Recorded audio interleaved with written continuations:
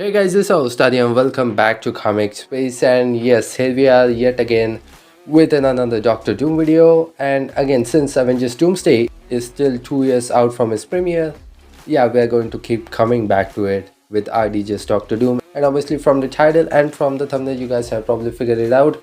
We are talking about the upcoming Avengers Secret Wars and the Battleworld, Doctor Doom's Battleworld. And again, with the departure of Kang the Conqueror, and obviously Marvel changing the whole landscape from pivoting from Avengers Kang Dynasty to Avengers Secret Wars.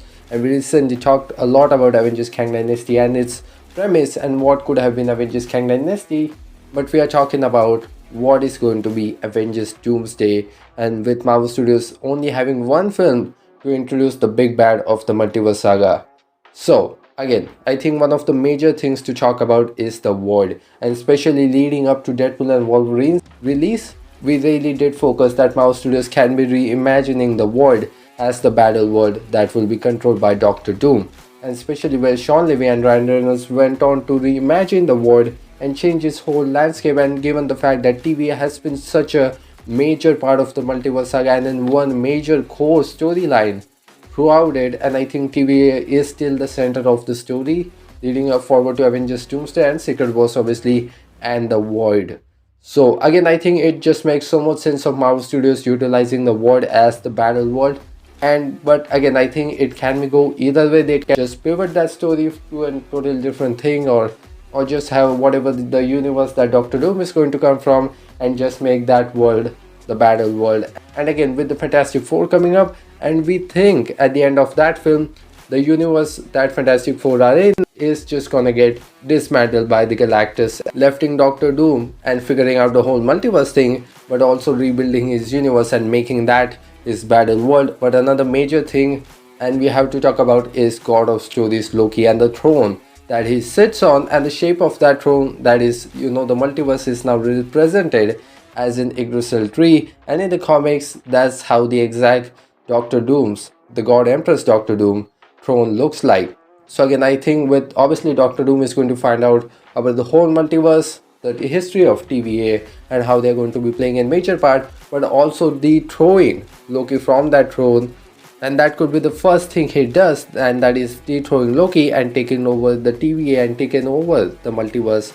And again, obviously Loki is probably going to be a major part. Obviously he's holding the whole multiverse together right now. But again, I think it is still kind of question that will we visit God of Stories Loki once again, and which we are again hoping to.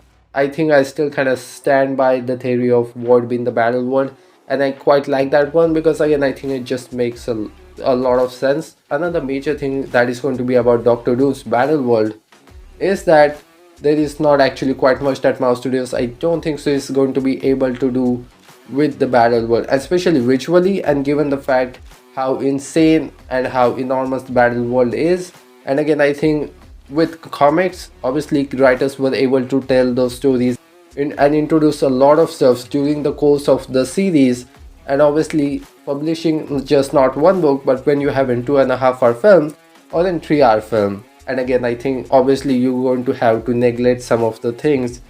And I think one of the things that Marvel Studios can do is that all of the universe that we have been introduced to, and again, those are going to be the prominent universe that we are going to see during the battle world. We are probably not going to be able to explore that much as we did in the comics, or maybe not go through so many things, or maybe in the introduction of the Beyonders, that I believe Marvel Studios is just going to completely left that out of the adaptation of Secret Wars.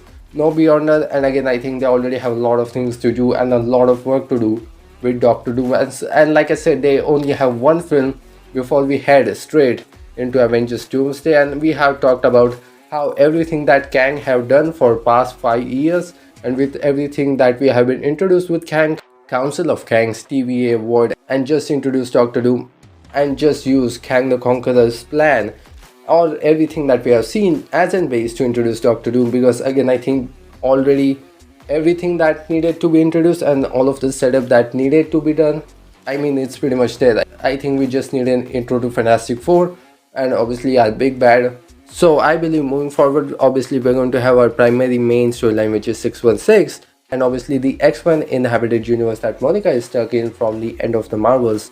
So obviously these are going to be, I think, prominently two major universe that we're going to see, and obviously Fantastic Four from their respective universe. And obviously we're going to see bunch of characters, bunch of cameos, a lot of things going on. But again, I think it is also going to be about how Marvel Studios is going to focus on it, and they will still try to make Avengers Doomsday a little more grounded and kind of just go nuts with Avengers Secret Wars moving forward, and obviously leading up to the Battleworld. Because again, I think it's a major concept, and again, given how many characters that we are actually going to see, which is going to be bunch of them, but how many of the multiverse characters that they're actually going to focus in terms of the storyline, in obviously the character development. And obviously we are not going to see all of the heroes that has been introduced throughout the multiverse saga coming back together.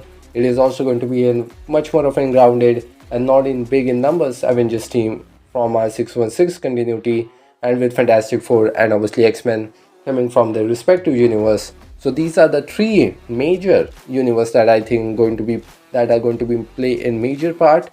And obviously that was quite a major change with changing Kang the Conqueror to RDJ's Doctor Doom. And again, with Marvel Studios don't have too much to do with Doctor Doom or to utilize him in some other projects than Fantastic Four. And obviously there is nothing between Fantastic Four and Doomsday to set up that character. So we are going to head straight into Avengers Doomsday and everything that comes with it. But again, in the previous video we have also talked about, and in a very detailed one, that Marvel Studios, the underlying plan that they had for Kang, it is pretty much going to be the same, obviously minus the Council of Kang and the prime variant of Kang that we keep talking about on the channel. Nothing that, but obviously Marvel Studios would have to write those guys off in a way. Obviously they are not going to pretend that the post-credit scene, which was I think the most major post-credit scene that we have ever got, I think it has to be one of those. It just didn't matter, or it didn't happen. Obviously no one is going to pretend like that, but obviously they're going to have to give us some major explainer with RDJ's Doctor Doom, and obviously writing out Kang and the Council of Kangs, which is I think is going to be quite an work. And again, I think one of the major things that Kevin Feige and Robert Downey Jr. himself, they were both planning a year ago introducing RDJ back into the MCU, but also introducing him as Doctor Doom. And it was obviously after the release of Quantumania and everything, but they were talking about for a very long time. So obviously it's quite an announcement, but it is not like they just made that deal just recently. And even with the Russos, they were planning a very ahead, and especially right after the release of Quantumania, they were planning to bring back RDJ as Doctor Doom, and it was revealed by RDJ himself, which again I think it was in conversation, which obviously turned into quite a serious conversation with a lot of work to do. And obviously with Kevin Feige and RDJ and with Russo, they probably have figured it out why they have a Doctor Doom that looks exactly like our Tony Stark, which is I believe they are going to give us some sort of an explainer on that. But even if they don't, it kind of doesn't matter if they don't, because obviously, which again I think it will be nice if they do, but again if they wanted, they just could ignore that fact. It obviously tells you a major change, but a lot of things that they already plan and decide what is going to be the outline and how they were going to work around introducing Doctor Doom, and obviously writing Kang off the story, which is again is going to be the thing that I'm really going to look forward to, and how they're going to do it. But again, I think it is just one of those things that we needed to talk about, and moving forward we are going to talk a lot about Kang, Doctor Doom, and we are going to circle back to a lot of things with RDJ's Doctor Doom and how they're going to work everything out. And obviously as we are heading into the last phase of the multiverse saga and the cinematic spectacle that is going to be Avengers Secret Wars. So I think it is time for me to see you guys off for this one, but believe me, we are going to come back to Doctor Doom once again.